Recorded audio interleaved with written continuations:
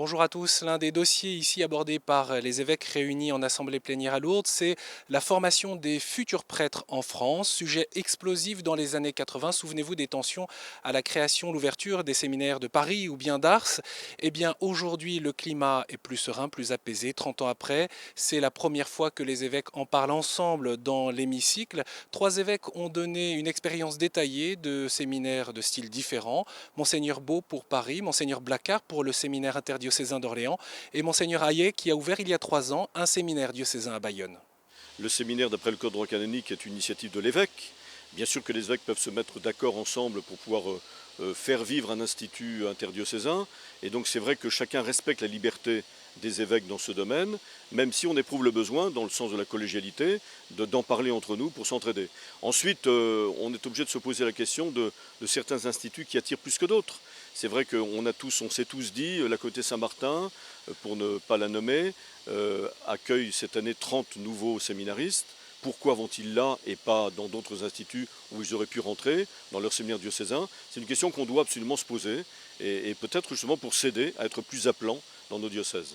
Monseigneur Hayet qui fait partie de la CEMOLEM, la commission épiscopale pour les ministères ordonnés et les laïcs en mission ecclésiale, cette commission qui gère, qui organise les débats ici en hémicycle ou en groupe de travail. Les évêques ne contournent pas les questions difficiles comme par exemple le discernement autour de l'accueil de séminaristes venus d'autres diocèses ou bien le nombre d'instituts de formation en France. En tout cas, pour Monseigneur Bouilleret qui préside cette CEMOLEM, eh bien, les temps sont mûrs pour aborder toutes ces questions.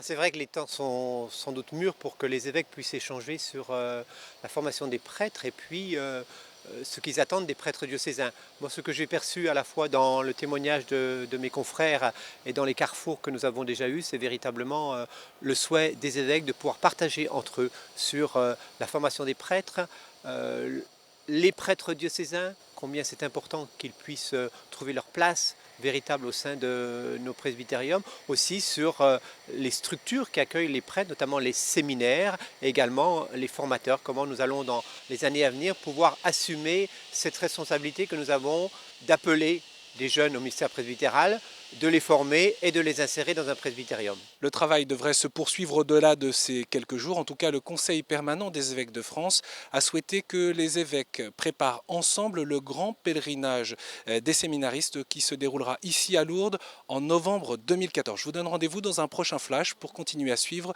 les travaux de l'Assemblée plénière des évêques ici à Lourdes.